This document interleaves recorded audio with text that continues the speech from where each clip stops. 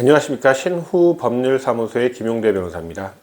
오늘은 상속포기랑 한정승인에 있어서 공동상속인이 여러 명인 경우에 보통 실무적으로 누가 한정승인을 하고 누가 상속포기를 하는지에 대해서 간략히 말씀드리도록 하겠습니다. 이제 망인이 돌아가셨다. 망인이 돌아가시면은 1순위 상속인은 직계 비속이죠. 즉 아들, 딸이죠. 아들, 딸만 있는 경우에는 뭐 별 문제가 되지 않죠.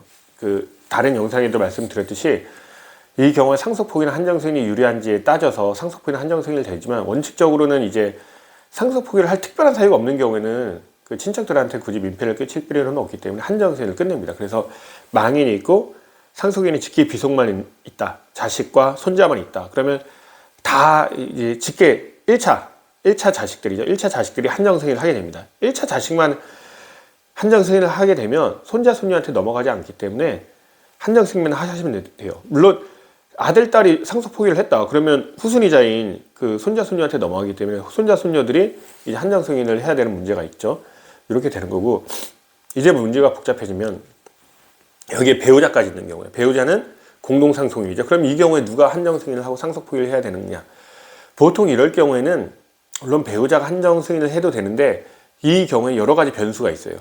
뭐 직계 존속이 있는 경우도 있고 직계 비속 중에 손자, 손녀가 있는 경우도 하기 때문에 보통은 실무적으로는 배우자는 상속포기를 시키고 자녀들이 한정승인을 합니다. 뭐 자녀 두 분이 있으면 두 분 다 한정승인을 하셔도 되고, 한 명만 한정승인을 해도 되고 나머지 분은 상속포기를 해도 돼요.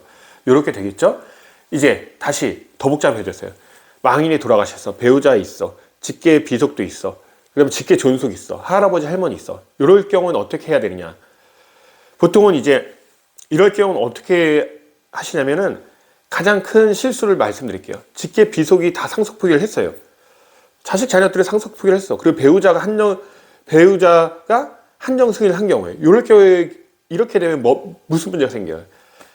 할아버지, 할머니가 문제가 되는 거예요. 할아버지, 할머니는 2순위 상속인이에요. 2순위 상속인이 있으면 배우자가 공동상속인이 돼요. 그러면 할아버지, 할머니도 이때는 상속포기를 하는 게 맞아요. 상속포기를 하던가 한정승인을 해야 되는 게 맞는데, 1순위 상속인, 즉 직계 비속과 배우자가 상속포기를 하고 한정승인을 했기 때문에 별 문제가 없는 줄 알고 가만히 있으면은 나중에 소송을 당하는 수가 있어요. 이게 하급심 판례에서 무슨 이럴 경우에는 직계 존속한테 책임을 물을 수 없다는 판례도 있는 것 같은데, 대체적으로는 그렇지가 않아요. 이럴 경우에는 직계 존속도 책임을 묻는 게 맞습니다.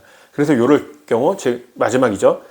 망인이 있고 배우자가 있고 직계 비속이 있고 직계 존속이 있는 경우에는 원칙적으로 가장 쉽게 끝내려면 아까도 말씀드렸듯이 배우자가 상속포기를 하고 직계 비속에서 한정승인을 하면 딱 끝납니다. 직계 존속까지 넘어가질 않아요. 그죠? 그렇겠죠? 근데 직계 비속이 굳이 상속포기를 했어. 어렵게. 그러면 직계 존속은 상속포기를 하거나 한정승인을 하셔야 돼요. 이게 바로 일반적으로 많이 실수를 하는 공동상속인들 사이에서 상속포기를 누가 하느냐, 한정승인을 누가 하느냐에 관한 법적 쟁점입니다.